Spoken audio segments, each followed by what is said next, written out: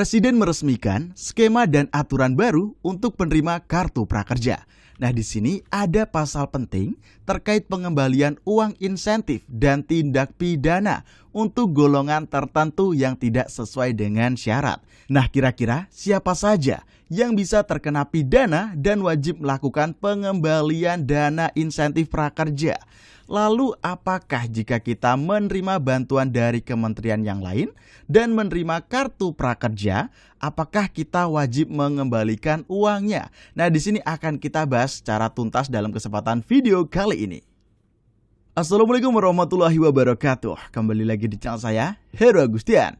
Oke sobat, di sini kita akan mengupdate informasi di program Kartu Prakerja. Pastikan teman-teman sudah subscribe dan nyalakan lonceng notifikasinya di channel ini untuk mendapatkan informasi terbaru di program Kartu Prakerja.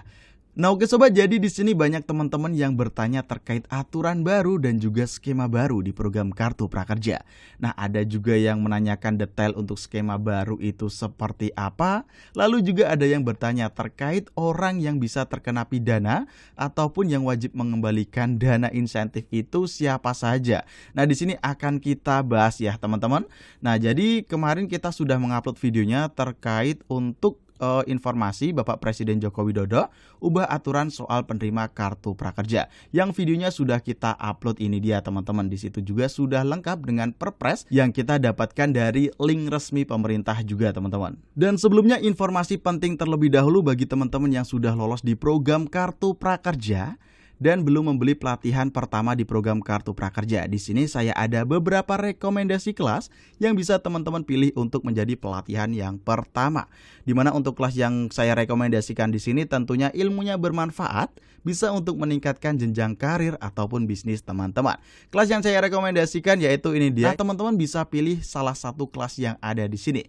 Apabila kelasnya ada yang habis, teman-teman pilih saja yang lain yang masih tersedia. Teman-teman cukup beli dengan satu kelas saja, nanti sudah bisa mendapatkan bonus penunjang karir Rp100.000 dengan cukup beli satu kelas saja teman-teman.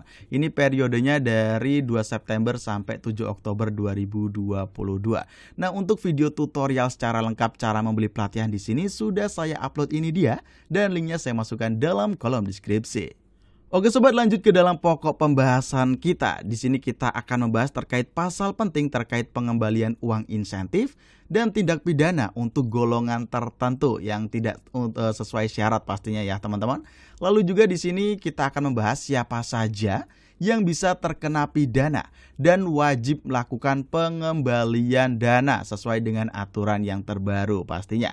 Lalu di sini apabila teman-teman itu menerima bantuan lainnya dari kementerian yang lain dan teman-teman itu menerima kartu prakerja, apakah wajib mengembalikan uangnya? Oke, akan kita bahas dalam kesempatan video kali ini dan pastikan simak sampai habis.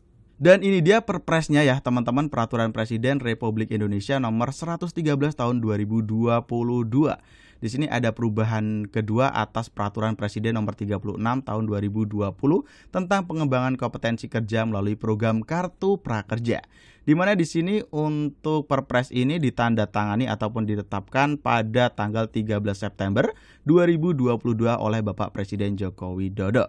Nah, oke sobat, jadi di sini ada aturan yang banyak teman-teman tanyakan yaitu terkait pidana atau siapa saja yang wajib mengembalikan uang insentif yang sudah diterima. Karena mungkin teman-teman takut ya apabila kita itu sebenarnya wajib disuruh untuk mengembalikan insentif tetapi tidak mengembalikan insentifnya dan bisa terpidana. Nah oke sobat, jadi di sini langsung saja kita akan masuk dalam perubahan yang kelima dalam perpres ini. Nomor 5 ini dia. Di antara ayat 1 dan 2 pasal 31C disisipkan satu ayat yakni ayat 1A dan setelah ayat 2 ditambahkan satu ayat yakni 3 sehingga pasal 31C berbunyi ya seperti ini. Pasal 31C ya teman-teman.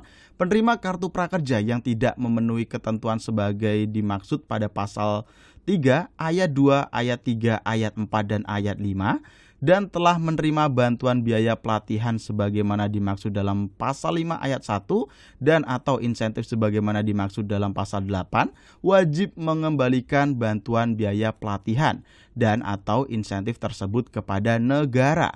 Nah, dalam hal penerima kartu prakerja tidak memenuhi ketentuan sebagaimana dimaksud dalam pasal 3, ayat 2, ayat 3, ayat 4, dan ayat 5, dan telah menerima bantuan biaya pelatihan sebagaimana dimaksud dalam pasal 5, ayat 1, dan atau insentif sebagaimana dimaksud dalam pasal 8, manajemen pelaksana dapat melakukan, nah ini dia teman-teman. Yang A, pembekuan akun penerima kartu prakerja. Yang B, penagihan pengembalian bantuan biaya pelatihan dan atau insentif penerima kartu prakerja. Dan atau C, tindakan lain dalam rangka menjaga tata kelola program kartu prakerja. Yang kedua, dalam hal ini penerima kartu prakerja tidak mengembalikan bantuan biaya pelatihan dan atau insentif sebagaimana dimaksud dalam ayat 1 dalam jangka waktu paling lama 60 hari. Manajemen pelaksana melakukan gugatan ganti rugi kepada penerima kartu prakerja. Yang ketiga, penagihan sebagaimana yang dimaksud dalam ayat 1A, huruf B, dan atau gugatan ganti rugi kepada penerima kartu prakerja sebagaimana dimaksud dalam ayat 2 dapat dilakukan oleh lembaga yang berwenang berdasarkan permohonan dari manajemen pelaksana. Lalu di sini yang keenam, ketentuan pasal 31D diubah sehingga berbunyi sebagai berikut ini. Pasal 31D. Yang pertama, dalam hal penerima kartu prakerja dengan sengaja melakukan pemalsuan identitas dan atau data pribadi, manajemen pelaksana melaporkan tindakan pidana dimaksud dan melakukan gugatan ganti rugi yang dapat diajukan melalui lembaga yang berwenang sesuai dengan ketentuan peraturan perundang-undangan. Yang kedua, gugatan ganti rugi sebagaimana dimaksud dalam ayat 1 dapat digabungkan dengan tuntutan pidana sesuai dengan ketentuan peraturan perundang-undangan. Jadi di sini bisa terkena pidana, juga di sini teman-teman itu bisa saja disuruh untuk mengembalikan uang pelatihan ataupun uang insentifnya. Ini akan kita lebih jabarkan siapa saja yang disuruh untuk mengembalikan biaya pelatihan atau insentif ya bagi yang menerima kartu prakerja dan tidak diperbolehkan sebenarnya untuk mendaftar kartu prakerja. Hal ini bisa kita lihat pada pasal 3 ya teman-teman, ayat 2, 3, dan 4, dan 5. Oke, langsung saja kita cek untuk pasal 3. Oke, ini dia untuk pasal 3. Nah, teman-teman bisa baca di sini ya. Oke, untuk keterangannya siapa saja yang bisa menerima kartu prakerja dan siapa saja yang tidak boleh menerima kartu prakerja. Nah, tentunya golongan-golongan inilah yang tidak diperbolehkan untuk mendapatkan kartu prakerja. Sangat jelas sekali ya, kartu prakerja sebagaimana dimaksud dalam 1 tidak dapat diberikan kepada, ini dia, yang pertama pejabat negara, pimpinan daerah atau Dewan Perwakilan Rakyat Daerah, aparatur sipil negara, prajurit Tentara Nasional Indonesia, anggota Kepolisian Negara Republik Indonesia, kepala desa dan perangkat desa, dan direksi komisaris dan dewan pengawas pada badan usaha milik negara atau badan usaha milik daerah. Nah, selanjutnya bagaimana dengan teman-teman yang sudah menerima bantuan dari kementerian yang lain lalu mendapatkan kartu prakerja? Untuk pasal 3 sendiri tidak ada informasi ya kalau yang sudah menerima bantuan dari kementerian yang lain itu tidak boleh menerima kartu prakerja. Karena di sini golongan yang tidak boleh menerima kartu prakerja A sampai G yang sudah kita bacakan tadi, teman-teman. Nah, bahkan juga di sini, ada informasi juga pasal 12B.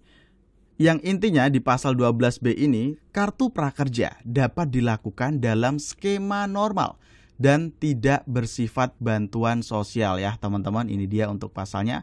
Nah jadi teman-teman bisa baca sendiri secara detail nanti untuk Perpres ini akan saya masukkan linknya dalam kolom deskripsi. Lalu juga di sini kita bisa melihat untuk informasi dari media elektronik.